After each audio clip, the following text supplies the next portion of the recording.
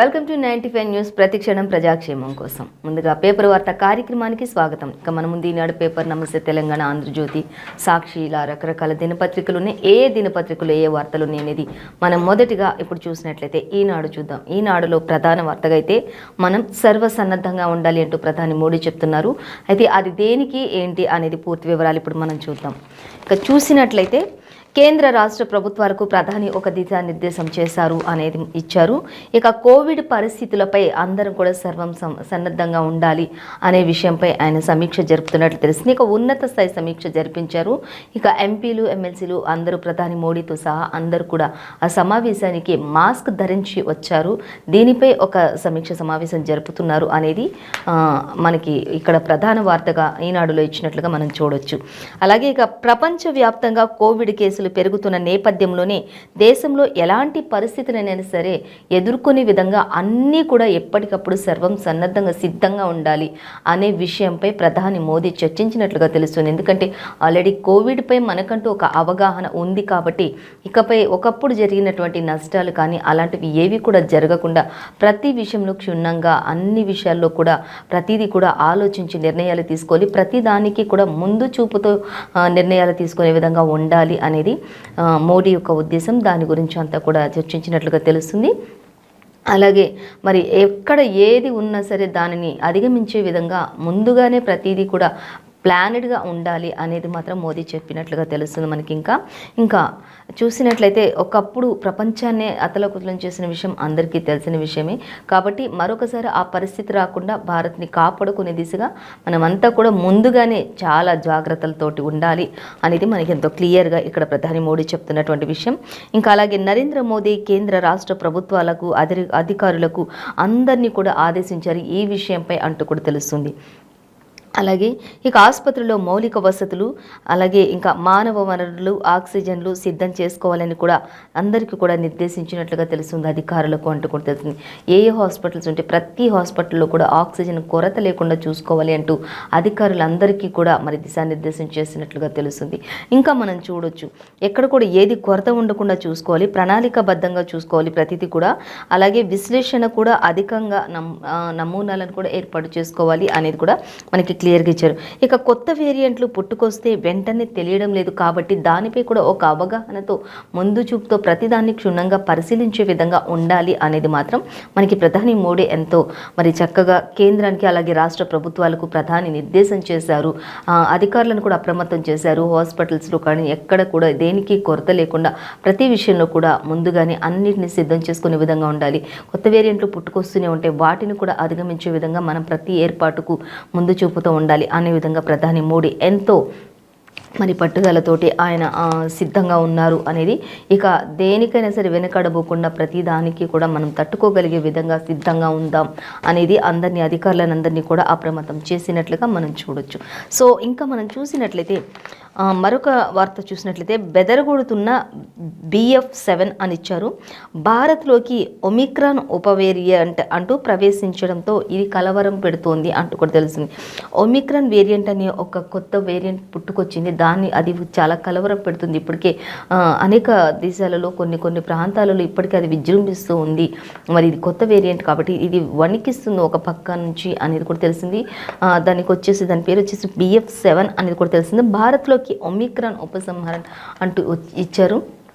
ఇక అది కొత్తగా వచ్చింది కాబట్టి దాని ప్రవేశంతో కొంత కలవరమే ఉంది అధికారులు అందరిలో, ప్రజలందరిలో కూడా. కానీ అలాంటి భయాలకు లొంగకుండా భయపడకుండా ప్రతిదాన్ని అధిగమించే విధంగా ఉండాలి అనేది మోడీ యొక్క ఉద్దేశంగా ఇచ్చారు. ఇక దానికి సంబంధించిన పూర్తి సమాచారాన్ని మనం పేపర్ 15లో చూసుకోవచ్చు. అలాగే ఇంకా మనం చూసే అప్రమత్తంగా ఉందాం ప్రతి ఒక్కరం అంటూ కూడా ఆయన చెప్తున్నారు. మొదటిగా చూసినట్లయితే ఒకప్పుడు ఎంతగా ఇదయ్యామో దానిని మనసులో పెట్టుకొని ప్రతి ఒక్కరూ జాగ్రత్తలు పాటించాల్సిందే ఈ విషయంలో. మరి ఇన్ని రోజులు గ్యాప్ ఇచ్చిన తర్వాత మళ్ళీ దాని ప్రభావం చూపిస్తుంది. దానికంటే ఎక్కువ ప్రభావం చూపించే విధంగా ఈ వేరియంట్ పుట్టుకొస్తుంది కాబట్టి ప్రజలు చాలా అప్రమత్తంగా ఉండాలి. ప్రతి ఒక్కరూ సహకరించాలి, అధికారులకు సహకరించాలి, ప్రభుత్వాలకు సహకరించాలి. అలాగే రాష్ట్ర ప్రభుత్వాలన్నీ కూడా అప్రమత్తంగా ఉండాలి, అధికారులు అప్రమత్తంగా ఉండాలి అంటూ ఆయన చెప్పడం. ఈనాడు అయితే మనకి ఎస్పెషల్లీ ఇవే ఇచ్చారు ఎక్కువగా. ఇంకా మనం చూడొచ్చు అర్హులకు బూస్టర్ డోసు అర్హులందరూ కూడా బూస్టర్ డోసు వేసుకోవాల్సిందే. అలాగే సమీక్షలో మంత్రి హరీష్ రావు కూడా ఉన్నట్లుగా తెలుస్తుంది. పేపర్ 13లో వార్తలంతా చూసుకోవచ్చు. ప్రతి ఒక్కరు కూడా ఒకప్పుడు మరి కోవిడ్ వ్యాక్సిన్ ఒకటే ఉండేది, కానీ ఆ కోవిడ్ వ్యాక్సిన్ కాకుండా ఇప్పుడు బూస్టర్ డోస్ కూడా మళ్ళీ ప్రత్యేకంగా వేసుకోవాలి. చాలామంది ఆల్రెడీ కోవిడ్ వచ్చినప్పుడే బూస్టర్ డోస్ కూడా తీసుకున్న వాళ్ళు ఉంటారు. ఆ బూస్టర్ డోస్ తీసుకుని వాళ్ళందరూ అర్హులు ఎవరైతే ఉంటారో వాళ్ళందరూ కూడా ఖచ్చితంగా ఈ బూస్టర్ డోస్ని కూడా తీసుకోవాల్సింది. ఇది తీసుకోవడం వల్ల ఇంకా వేరేన్ని మనం తట్టుకోగలిగే ఇమ్యూనిటీని పొందుకోవచ్చు అనే విధంగా మరి ఆరోగ్య శాఖ మంత్రి హరీష్ రావు కూడా మాట్లాడినట్లుగా మనకి ఇక్కడ మనం చూడవచ్చు, ప్రధాన వార్తగానే చూడవచ్చు మనం ఇది కూడా. అలాగే ఇంకా మనం చూస్తే ఇప్పుడు మనకి కేటీఆర్ కూడా ఒకటి చెప్తూ ఉన్నారు, ఏంటంటే ధాన్యం కల్లాలపై కేంద్రం కుట్రలు చేస్తుంది అంటూ మనకి ఇక్కడ ఇచ్చారు. మనం ఆ విషయాన్ని కూడా చూద్దాం. చూసినట్లయితే 151 కోట్ల ఉపాధి హామీ నిధులు తిరిగి ఇవ్వాలంటూ నోటీసులు పంపించారు అనేది ఇచ్చారు. అలాగే చూస్తే ఇక నిరసనగా నేడు రాష్ట్ర వ్యాప్తంగా రైతులందరికీ కూడా మరి కేటీఆర్ రైతులు ఒక రాష్ట్ర వ్యాప్తంగా ధర్నా నిర్వహించడానికి కేటీఆర్ రైతులందరికీ పిలుపునిచ్చారు. ఆయన మరి కేటీఆర్ పిలుపు మేరకు రైతులందరూ కూడా ఈ యొక్క ధర్నాలో పాల్గొనే అవకాశం ఉంటుంది. కాబట్టి ఖచ్చితంగా ధాన్యం కల్లాలపై కేంద్రం కుట్రలు చేస్తుంది కాబట్టి దీనిపై మనం పోరాడదాం, అందరూ కూడా సహకరించుని అందరూ రావాలి, రైతులందరూ కూడా ఒక్కతాటిపైకి వచ్చి మరి ఈ ధర్నాకు సహకరించాలి అంటూ కేటీఆర్ పిలుపు మేరకు అందరూ వచ్చినట్లుగా తెలిసింది. ఇక కేంద్రంలో ఉన్నది రైతు వ్యతిరేక ప్రభుత్వం అని మరోసారి రుజువైందని చెప్పేసి మరి భారత కార్యనిర్వాహక అధ్యక్షులు మంత్రి కేటీ రామారావు విమర్శనాస్త్రాలు గుప్పించారు అనేది మనకి తెలుస్తుంది. అంటే బీఆర్ఎస్ పార్టీ మనకి ఇప్పుడు ఉన్నది బీఆర్ఎస్ పార్టీ కాబట్టి ఆ బీఆర్ఎస్ పార్టీ నాయకులు అలాగే మంత్రి కేటీఆర్ చెప్తున్నది ఏంటంటే కేంద్రంలో ఇప్పుడున్నది రైతు వ్యతిరేక మరి పాలన అంటూ చెప్తూ ఉన్నారు. కానీ రైతులకు వ్యతిరేకంగా ఇప్పుడున్న పాలన కొనసాగుతుంది, ఇప్పుడున్న పాలన నడుస్తుంది. కాబట్టి రైతులకు వ్యతిరేకంగా కేంద్రం పనిచేస్తుంది. కాబట్టి అలాంటిది జరగకుండా రైతులందరూ ధర్నా చేయాలి, ధర్నా చేద్దాం, ఖచ్చితంగా మీరందరూ కూడా ఈ ధర్నాలో పాల్గొనాలి అంటూ రైతులందరికీ కేటీఆర్ పిలుపునిచ్చారు. ఆ పిలుపు మేరకు నేడు రాష్ట్ర వ్యాప్తంగా అలాగే అందరూ కూడా మరి రైతులు సహకరిస్తున్నట్లుగా మనకి ఇక్కడ ఇచ్చారు. సో ఇంకా మనం చూద్దాం. ఇక పాలమూరుకు భారీ జరిమానా అంటూ ఇచ్చారు. పాలమూరు గురించి ఇక డిండి ఎత్తిపోతలకు కూడా 920.85 కోట్లు చెల్లించాల్సిన అవసరం ఉంది అనేది ఇచ్చారు. అలాగే నిబంధనలను ఉల్లంఘించి పనులు చేపట్టిస్తున్నందుకే ట్రైబ్యునల్ అంటూ కూడా ఇచ్చారు. నిబంధనలకు వ్యతిరేకంగానే ఆ యొక్క పనులన్నీ కూడా జరుగుతున్నాయి కాబట్టి కొన్ని పరిస్థితుల కారణంగా కొన్ని నిర్ణయాలు తీసుకోవాల్సి వస్తుంది అనేది మనకి ఇక్కడ క్లియర్గా ఇచ్చేశారు. అలాగే ఇంకా మనం చూసినట్లయితే ఇక సాహితీ క్షేత్రంలో మెరిసిన తెలుగు దివ్యలు అనేది మనకు ఒకటి ఇచ్చారు, చూద్దాం.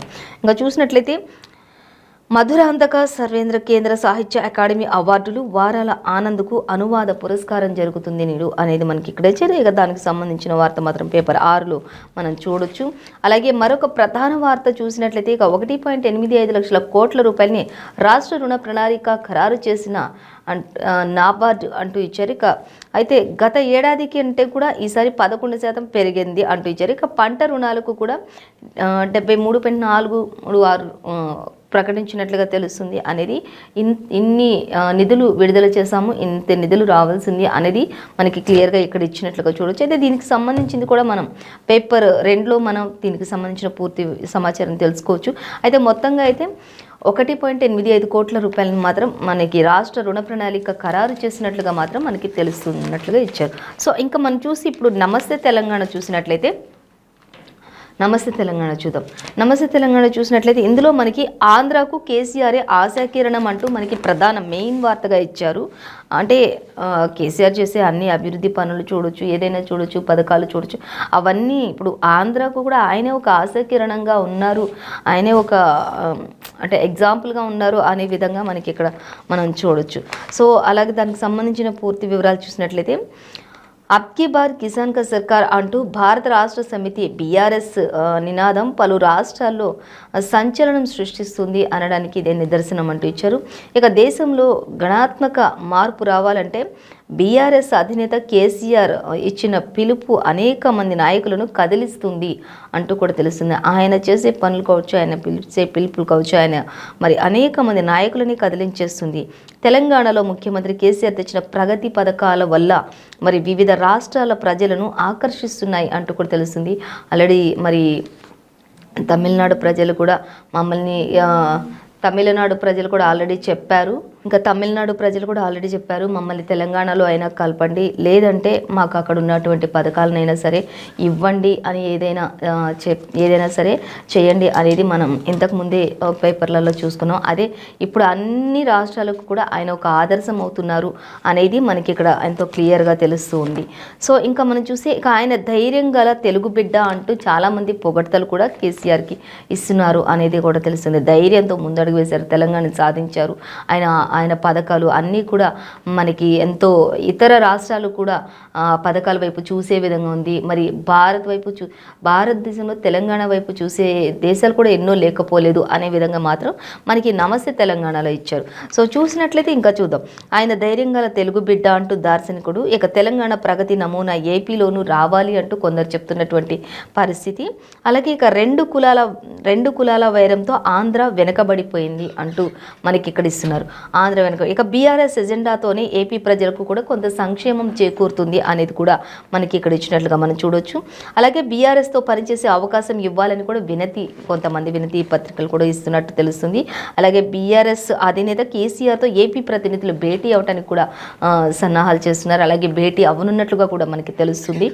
అంటే తెలంగాణ సీఎం కేసీఆర్ ఎంతో ఆదర్శంగా ఉన్నారు అనడానికి ఇవన్నీ ఒక కారణాలు అని చెప్పుకోవచ్చు మనం.